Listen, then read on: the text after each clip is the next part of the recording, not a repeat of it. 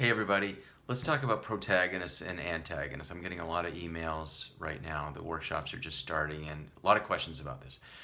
A protagonist is typically the character who has the greatest change, makes the greatest change, has the biggest arc from the beginning to the end. Protagonist is typically the main character, but not always. Antagonists, okay, this is where it gets a little more interesting.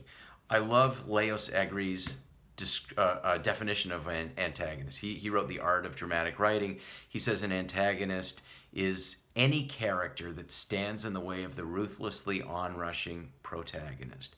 Notice he calls our protagonist ruthlessly onrushing. He doesn't make value judgments. He doesn't say our protagonist is a good guy. He also doesn't say an antagonist is a bad guy.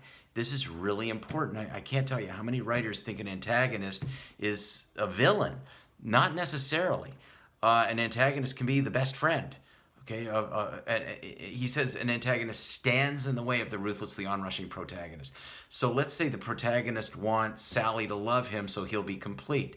Well, the best friend could say, dude, you're already complete. You don't need to get somebody to love you in order to be that way. So I'm standing in the way of you so that you can see your situation in a new way. Okay, in other words, story is alchemy. It's only through pressure or conflict or antagonism that our protagonist can be transformed. What else did I want to say? I had one more thought about this. Oh, and it is that that all of the characters in your story, other than your protagonist, are antagonists. So when I hear people say my antagonist in the singular, I think, wait a second. All of the characters in your story constellate around the dilemma.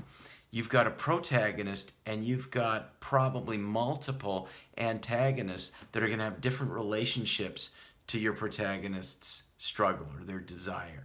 So don't think of antagonists as bad guys. The last thing I want to say, there's a movie that came out years ago called Whose Life Is It Anyway? And it's about Richard Dreyfuss is he's a sculptor. He has a terrible accident and he's a paraplegic in the first 2 minutes. The whole movie is about him fighting for the right to die. All the doctors and lawyers want him to live. Okay, they are antagonists. They're not bad guys because they want him to live, but they are standing in the way of the ruthlessly onrushing protagonist who is fighting for the right to die. Okay, so I just use that as an example because it's such a great example of characters who they're all fighting for the same thing, but they are forcing the protagonist to see his situation in a new way. And I don't want to give it away, but Richard Dreyfuss dies in the end. All right, I'll talk to you soon.